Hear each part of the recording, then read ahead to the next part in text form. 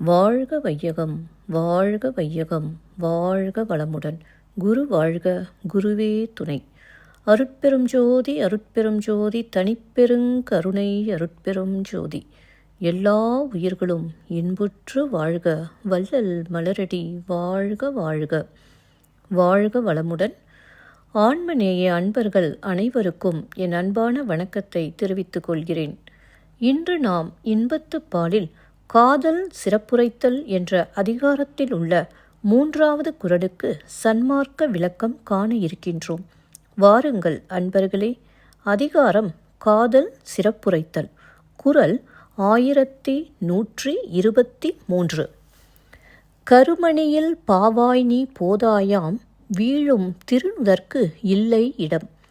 கருமணியில் பாவாய் நீ போதாயாம், வீழும் திருநுதற்கு இல்லை இடம். முதலில் உலகியல் விளக்கம் காண்போம்.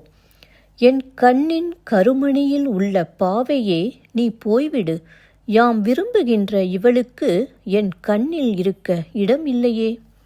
இப்பொழுது சன்மார்க்க விளக்கத்தை காண்போம். கண்மணியான இந்த கண்களை கொண்டு நாம் புறத்தே தேடுவோமானால் இறைவன் இருக்கும் இடம் தெரியாது.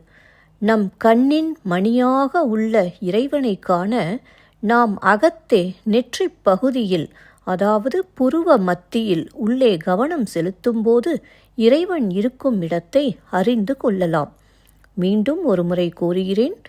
கண்மணியான இந்த கண்களை கொண்டு நாம் புறத்தே தேடுவோமானால் இறைவன் இருக்கும் இடம் தெரியாது.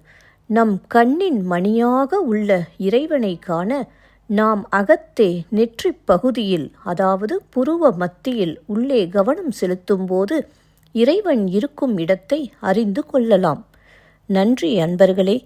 மீண்டும் அடுத்த பதிவில் உங்களை சந்திக்கும் வரை உங்களிடம் இருந்து விடைபெறுவது திருமதி பாரதி சேகர். வாழ்க வளமுடன்.